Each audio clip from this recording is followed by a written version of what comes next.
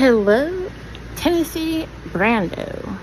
I am watching your video entitled, let's see here, MAGA pastor admits what they're really fighting for.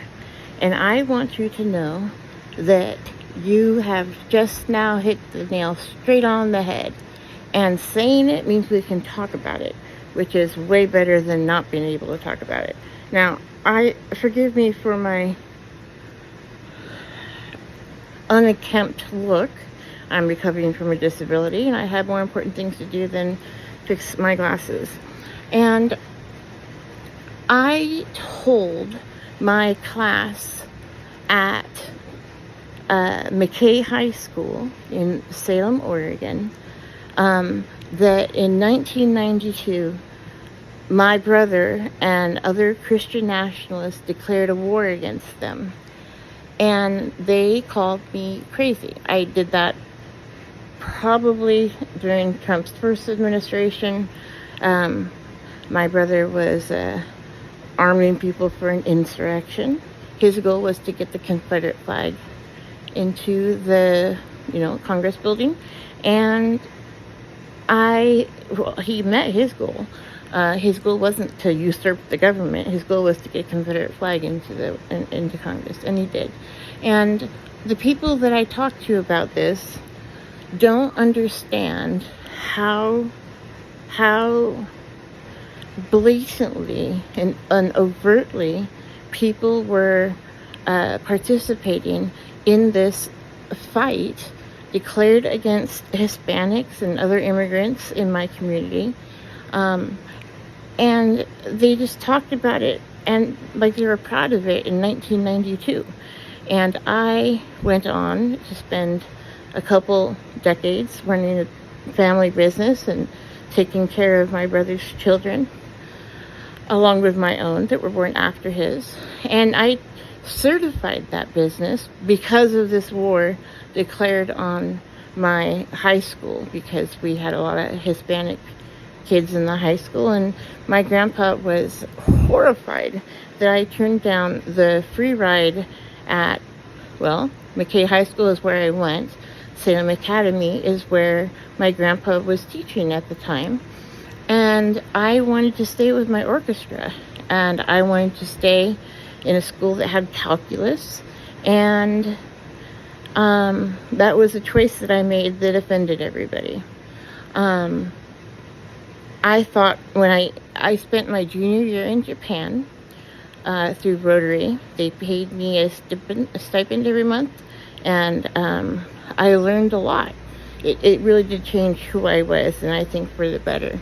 However, I just can't imagine how it is true that women and girls today are still being taught what my grandfather wanted me to believe, which is women don't belong in leadership positions. I listened to a call show just a couple days ago, a week ago, whatever, and they were talking about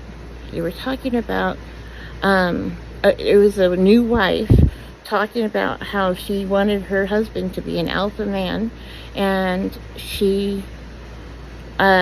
women shouldn't be the president. And I hear that, and I just cannot believe that we are going all the way back to the 90s to where I knew my grandfather was separating the good wheat from the bad wheat, not even wheat from chaff. But he felt it was his job at Salem Academy to use a bell curve, and no matter if the whole class did well, there were still some people that he would make sure did not do as well as the others, because that was what he believed to be his role. I see you talking about this. You can tell that I am not made for movie magic. I am talking because I have my teeth out now, and I can hold the thought in my head without being in pain. And I experienced malpractice, and I experienced I experienced some bad stuff. We can call it trauma, but I think the 8.5 years of terrorism after the trauma was way more traumatic than the trauma of the day. And I have been hiding for 8.5 years, waiting for the right time to start talking about the stuff that we should have been talking about all this time. And the one criticism I have to Democrats is we're not putting out good contenders. I don't think we can begrudge people who don't want to feel like the person who is running is entitled to the seat by a set of criteria that is decided in secret. I voted Obama's second term was the first time I voted for a Democrat, and I grew up obviously GOP. My brother grew up and taught me what Christian nationalism was in 1992, because I had never even heard of it before. I just come back from Japan, and I would have thought that in Japan somebody would have said something like, how terrible you were for dropping the atomic bomb. But no, they were not just understanding. Everybody explained why they needed to, which is a really weird conversation to have with people that you don't necessarily share language with.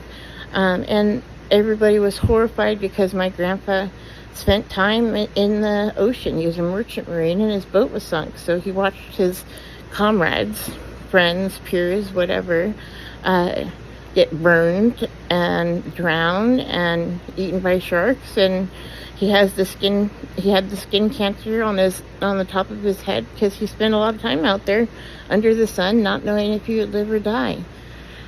And I learned about comfort women and how the government had to both talk about it because there were children of these women who were traumatized, and yet they also had to deny it because there were men who went home and couldn't tell their wives what they had done. So I am keen on dialectical behavior therapy. I think that comes straight out of mindfulness, the notion, you learn from Buddhism. And I think that, I'm taking an ecclesiastical approach to allostasis. But that's not a topic for this video. Mostly I wanted you to know that I know the people that you're talking about, and I want you to know that I am validating what you're saying, and you don't need me to do that, obviously. But the guy that you're quoting, those are my people, and I don't know what to do when I'm surrounded by my own people, and they believe this. I'm horrified, and I don't know what to say or do when they use the Bible to defend bombing Iran. The Bible does not say in 2025 you need to commit a genocide against the Samaritans, whether or not they're good or bad. Other way, Samaritans closer to the coast. But thank you for posting this. Thank you, because when I told my class of 1993 at McKay High School a few years ago that a war was declared against them back in 1992 by Christian nationalists. Obviously, that looked crazy, and yet it has happened, and now I don't have to warn people about what is going to happen. We get to problem solve because it is happening.